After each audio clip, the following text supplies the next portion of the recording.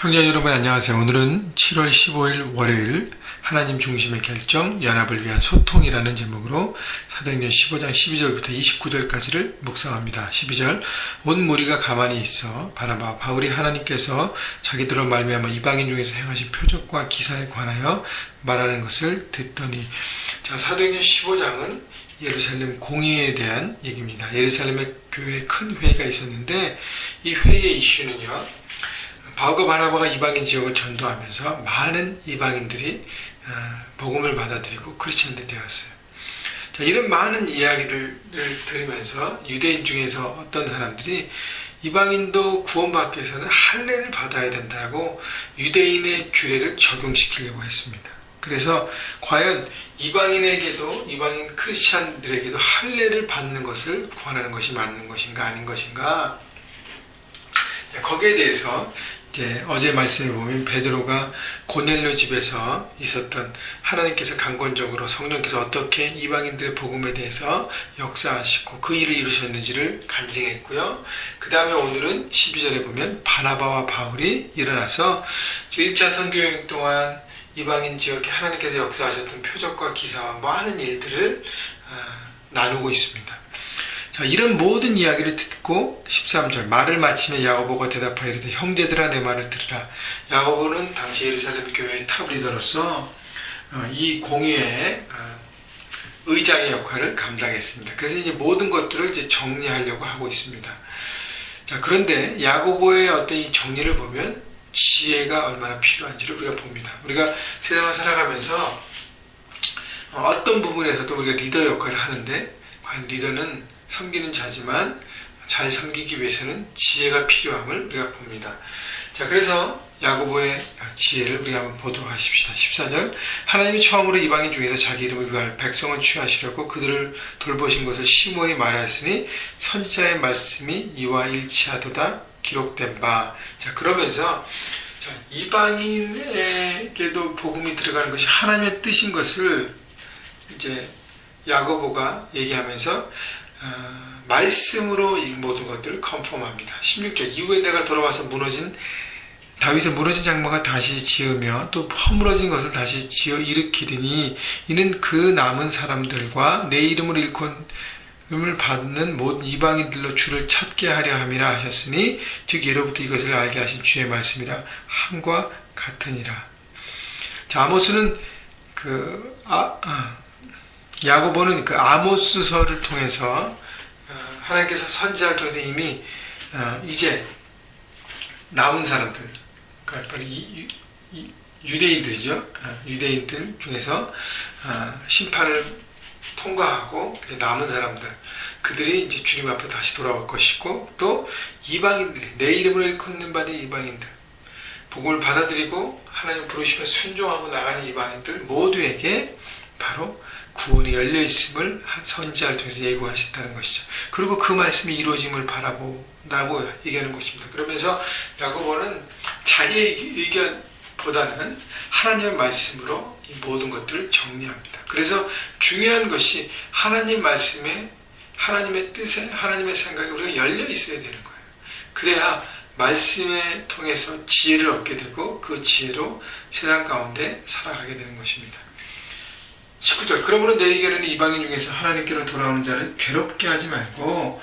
그래서 야고보의 개인적인 생각은 지금 이방인에게 할례를 주는 것은 그들을 괴롭게 하는 것이다. 하나님의 형제와 자매들을 우리가 권면하고 세우는 것이 하나님의 뜻이지 그들 올가매는 것은 하나님의 뜻이 아니다. 20절 다만 우상의 더러운 것과 음행과 목매어 죽인 것과 피를 멀리하라고 편지하는 것이 옳으니 이는 예로부터 각성에서 모세를 전하는 자가 있어 안식일마다 회당에서 그 글을 읽음이라 하더라. 자, 그래서 이 모든 부분들은 우상에게 유혹되고 우상과 이렇게 혼돈되는 일이니까 이것은 하지 말라고 권면하고, 이것은 사실 비본질적인 거예요. 하지 말라고 얘기하고, 할례에 대한 부분들은 자유를 주자라고 얘기했고 정리했습니다.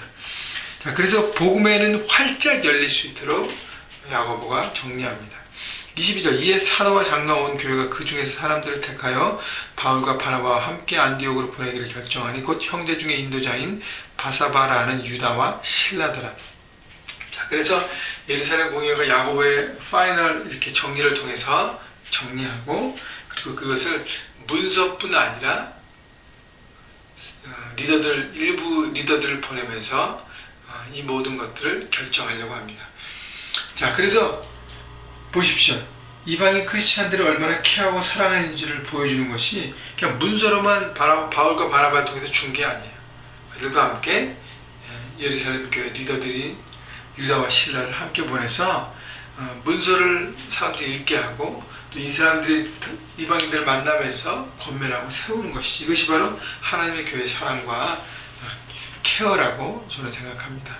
23절, 그 편에 편지를 붙여 이르되 사도와 장로된 형제들은 안디옥과 수레와 길리기아에 있는 이방인 형제들에게 문안하노라. 여기 보면 사도와 장로된 형제들은 형제라고 표현했습니다. 이방인들에게 편지하는데 형제라 그랬습니다. 이미 다 열려있고 유대인이나 이방인과 관계없이 우리가 예수 그리스도의 복음을 듣고 믿고 그 믿음 가운데 살고 하나님을 내 삶의 주인으로 모시고 살아간다면 우리는 다 형제자매라는 것이죠. 예수 그리스도의 피값으로 우리는 다 형제자매가 되었기 때문에 유대인, 이방인 아무 관계없다는 것이죠. 그것을 보여주기 위해서 사도와 장로된 형제들이 이방인 형제들에게 문안하노라. 주님 안에서 역할만 다를 뿐 한 형제와 지체인 것을 얘기하고 있습니다. 자, 그래서 27절, 그들도 이 일을 말로 전하여라. 그래서 유다와 실라 리더들이 가서 말로도 전하고요. 28절, 중요한 부분인데요. 성령과 우리는 이 요긴한 것들 외에는 아무 짐도 너에게 지우지지 아니하는 것을 옳은 줄 알았노니 우상의 제물과 피와 목매어 죽인 것과 음행을 멀리한지라. 이에 스스로 삼가면 잘 되리라. 평안을 원하노라 하였더라. 그러니까 지금 당시의 우상들과 당시의 어떤 잘못된 신앙들의 어떤 유혹에 빠질 수 있는 부분들, 우상의 제물과 피와 목매어 죽인 것, 음행을 멀리하는 것, 요거는 필요한 부분들이니까 요것만은 지키게 하고, 그리고 나머지는 자유를 주는데, 그러면서 평안함을 원하라는 거예요.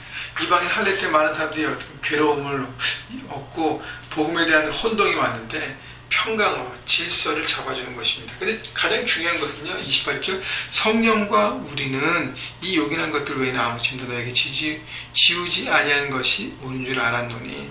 성령과 우리는, 자, 예루살렘 교회 지도자들은, 리더들은 성령과 우리는 성령님의 뜻과 우리가 하나라고 얘기하고 있습니다. 여러분, 우리가 모든 일들을 결정할 때 성령님과 나는 한 마음이다라고 표현해요.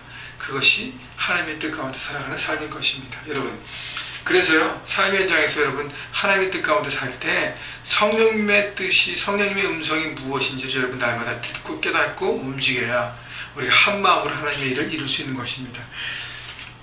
이제 이 예루살렘 교회 회의에 이방에 대한 규례가 활짝 펼치면서 복음은 급속도로 온 이방 지역에 전파됩니다. 이것이 바로 성령 하나님의 뜻이었다는 것이죠. 여러분, 그렇기 위해서 늘 생각해야 될 것이, 성령과 우리가 하나가 될 때 많은 사람이 평강을 줄 수 있습니다.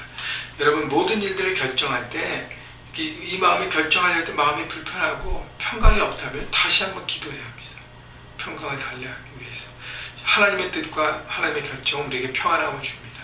그렇기 때문에 늘 하나님의 뜻에 민감하고 그 뜻에 귀를 기울이고, 또 말씀을 통해서 우리가 날 훈련되어서 말씀을 통해 주시는 하나님의 지혜를 가지고 세상 가운데 하나님의 뜻을 온전히 펼치는, 하나님의 나라를 이뤄가는 여러분 모두가 되기를, 그래서 삶의 현장에서 승리하시기를 주님의 이름으로 축복합니다.